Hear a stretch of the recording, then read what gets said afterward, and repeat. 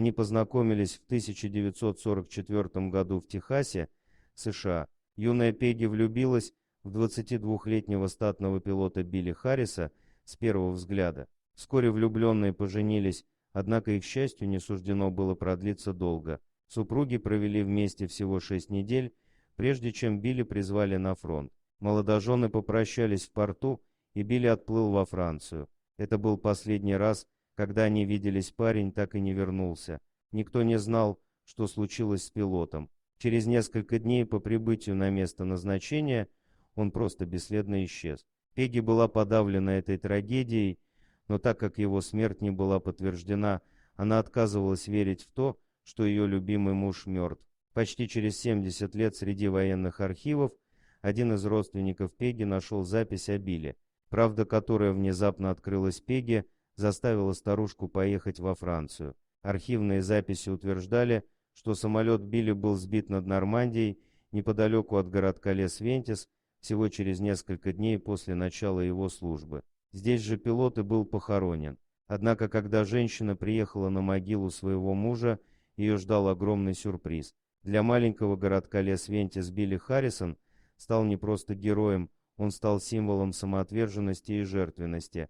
В его честь здесь названа главная улица, по которой ежегодно проходит марш ко Дню Победы. Могилу Билли до сих пор засыпают цветами. Простой американский пилот стал героем для жителей этого маленького французского городка и был посмертно награжден медалью за храбрость и отвагу. И вот почему. Самолет Билли был сбит над Лес-Вентисом и начал стремительно падать.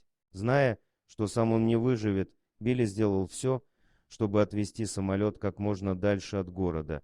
Понимая, что его собственная смерть неизбежна, Билли решил во что бы то ни стало спасти жизни мирных жителей. Из последних сил он направлял горящий самолет на лес, подальше от жилых домов. Узнав о трагической судьбе своего мужа, Пегги ежегодно навещает его могилу во Франции. Здесь она встретила 91-летнего Ги Сурлоу, единственного из ныне живущих свидетелей той авиакатастрофы.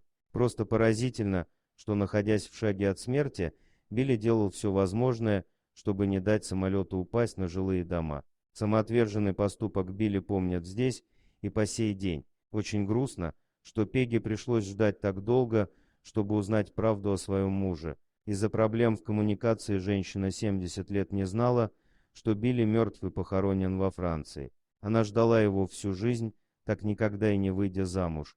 Но несмотря на всю трагичность ситуации, Пегги нашла в этом тихом французском городке друзей. Местные жители не чают в ней души, перенося подвиг ее супруга и на саму женщину. Дорогие друзья, если вам понравилось видео, поставьте лайк, а также подписывайтесь на канал, где найдете еще много интересного.